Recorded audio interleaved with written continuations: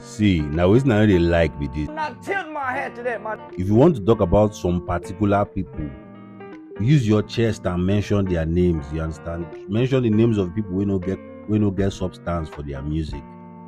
You understand? Taking one big brush and brandishing and painting everybody alike is just a very inexperienced thing to do.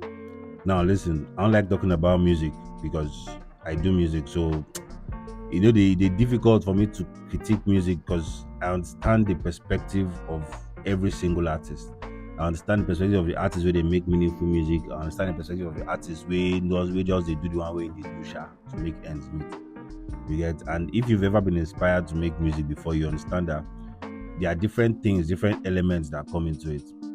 For instance, if you make a love song and then the love song blows up, and then you make another love song and that love song blows up, you automatically assume that this is the formula that works and you're going to stick to it for business purposes. You understand? Now you might have other songs wey make sense, so maybe say people go feel like, but you go dey scared to put them out. For most people, that is, a lot of people will be scared to put. A lot of people are rather scared to put those songs out because they feel like the market might not accept it because this is not what people want to hear. People want to hear your normal, usual vibe. So that leads us down that pipe of repetitive, the same kind of, or rather, saying the same thing all over and over again across different albums or across different songs, right? What I do think is that this is a very poorly timed statement. Now, I say so because regardless of what we might perceive or assume, Afrobeats is not yet, or rather, Afrobeats has not yet established a foothold in the international market because we are still reliant, or rather, we are still relying on those big American labels to market and fund projects for these artists. You understand? And when I say we, one thing we have to understand also is that regardless of what genre of music you practice, everybody thinks you're an Afrobeat artist as long as you're from Nigeria or you're from Africa, period. It's you that has to make that demarcation and say, oh no, I'm a juju artist, or oh no, I'm a piano artist, or oh no, I'm something. You understand?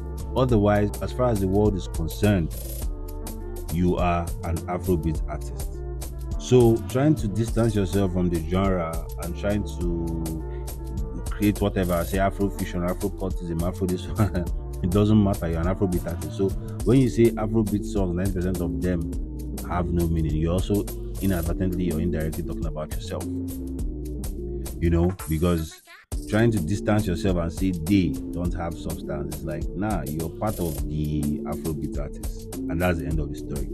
Okay, so being at the forefront right now is a very poorly timed statement because now it kind of closes the door or makes the space very narrow for those that are coming behind, those that only just arrived in the international scene, or those that are just about to arrive on the international stage.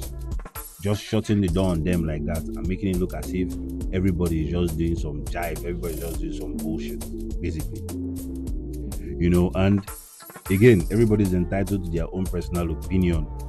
So whatever he wants to say, he can say. But me, I'm familiar with the game. The game is, oh, you're dropping an album, so you need something to sell the album with. You need a narrative. You understand? Even if the narrative is not consciously created, the fact that you're hyped about the album you're about to drop is going to make you say something. You understand? Just to also look as if, okay, everybody doesn't have substance, but okay, me, I have substance. Listen to my album, that kind of a thing. You understand? So I'm familiar with that game. But like I said, it's a very poorly timed statement because you cannot be shutting the door on everyone else by grabbing that fat paintbrush and coating everybody else with a bad label. Because a while ago, there were a couple of tweets made by a couple of people where they were talking about, African music is being forced on them and they don't know where any of these artists came from. Someone specifically said, that girl, Tems, her voice is so annoying. And so I wish I could find that tweet. I'm still looking for it. And I saw it. But the point I'm trying to make is, at the time where people are already coming up with narratives like that, you can't afford to be shooting yourself in the foot because whether you like it or not, you're shooting yourself. You can't afford to be shooting yourself in the foot talking about, Afrobeats has no substance and stuff like that. If you want to talk about some specific people, talk to them, call their name out, say this guy, hey you don't get anything to talk about, you just dey talk rubbish for some, you understand? Everything go now solve. But to just to dive subliminally and go the subliminal route, you no want come out with your chest, call person something, you want come maybe like say, oh, all of them are they mad. You no want call the guy anyway they mad. Again, it's very difficult for me to critique music, especially when it comes to things like this. I don't even. This is me doing this against my better judgment. I don't even want. I don't even want to post any of this kind of thing for my page. But okay, it's a conversation. So anyway, let me know what you think in the comment section. Like, share, subscribe.